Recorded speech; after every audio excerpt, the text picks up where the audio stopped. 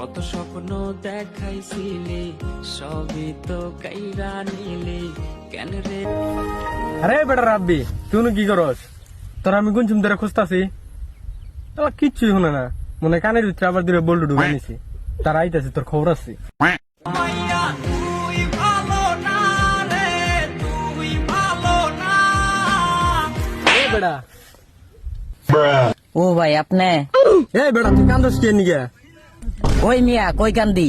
এ রে কান্দা মানে চোখ মুখ লাল করে লাইছে, আবার কই কই কান্দি। এ তুই বে আমার লগে ফোন রাব্বি, তোর একটা কথা কই। মায়েরা কি তোর বেশি কষ্ট দিছাল? ভাই সত্যি কথা কমু, মায়াটার নিকে প্রচুর পাগল আছিলাম, ভাই আমার পাগল বানিয়ে থুয়ে গেছে গা। সত্যি? হ ভাই। ছোট ভাই তোর কথা হইনা আমার কান্দা হইতাছে, একটা সত্যি কথা কমু। হ ভাই কোন? ফোন তাহলে ছোট ভাই, আমি যখন ক্লাস 2 তে পড়তাম তখন আমি একটা মেয়ের নিকে অনেক পাগল ছিলাম, তার অনেক ভালোবাসতাম। কিন্তু মায়া ডায় আমার সাইডে গেছে গা, তার নিকে আমি এই যে আত্মাত কাইটা বিলেট দা কাইটা দেখ কি করছি এই যে। কিন্তু এত কিছু করার পরেও মায়া আমার বুকের মধ্যে লাথি দিয়ে গেছে গা। কি কোন ভাই সত্যি? আরে বেটা হ।